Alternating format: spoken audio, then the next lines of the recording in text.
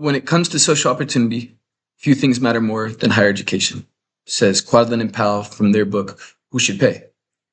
You see, today I want to talk about a rampant issue here in the US.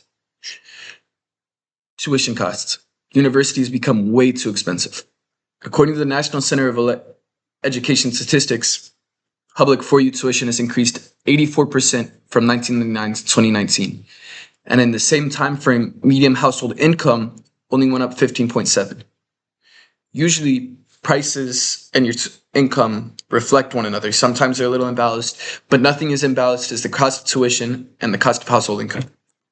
You see, and also I want to talk something more about college. When you go through college after 4 years, what you get is not just a paper, not just your diploma, but it's also a $30,000 bill that's preventing you from buying your dream home by a decade. It forces you to pass up on your dream startup job because they're not paying enough for you to afford rent, housing, and all the other necessities on top of your loan debt. In fact, even Michelle and Barack Obama said that they only paid their loans off 8 years before 2012. Hi, I'm Mateo, a sophomore at UC, and I'm seeing all of this go on right now around me. From friends dropping out because it's too expensive, to going through massive loans and everything in between, all money focused. See, what I want to talk about today is why if we had government subsidized tuition, which means either free or lower price tuition, it would make college not only more accessible to everybody, but can also make it more merit-based and not bank account-based. See, what I want to preface first is it doesn't entirely take away the price because there's still housing, there's still fees, but it makes it, tuition is one of the biggest price costs that exists when it comes to going to university.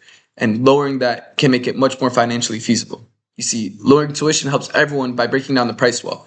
Currently, it's really only viable if your parents are already wealthy, meaning they have money to afford to send you to college. Meaning they also probably have a secondary education, meaning it's only people who are already in this kind of life, going to university, all that can really go to college. But it's been done before by the government paying for college. You see, according to Britannica, the GI Bill allowed 2.2 million veterans to earn a college education, 40% of which would not have been able to attend otherwise. It's quite literally what built the American class after World War II. And it can be done again. See, one thing that's a problem is that critics worry a lot about the taxes and the systemic discrimination.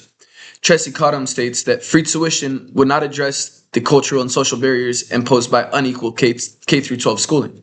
And while I say this is true, it is a vital first step. If people know they can afford college, they will demand better K through 12 schooling, demanding that they can have better chances to go to college just as much as the other people whose parents have already been getting secondary education.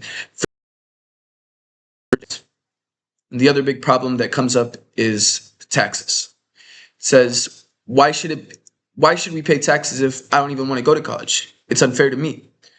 And while I say, yes, that's true, and yes, on a federal level, that wouldn't be possible because there are so many people who might want to go, a state level taxing can be a lot smarter and a lot more helpful. You see, according to Carolyn Brotherton, her work in Washington State has shown that providing a 1% tax on revenue above $250 million generates $8 billion in revenue.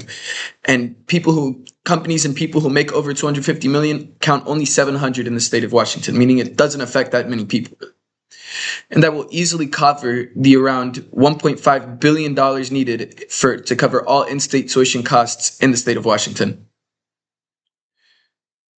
All in all, I believe that government-funded tuition is the only logical future for the state of the U.S. because it not only helps to remove the systemic barriers that are provided by the paywall, but it creates a financial feasibility that lets you boost the economy after you get out of college, and it doesn't overburden the everyday taxpayers. See, it's not the only step into fixing education, but it is a strong, essential first domino we need to push over in order to fix the rest of them. Thank you. Have a good day.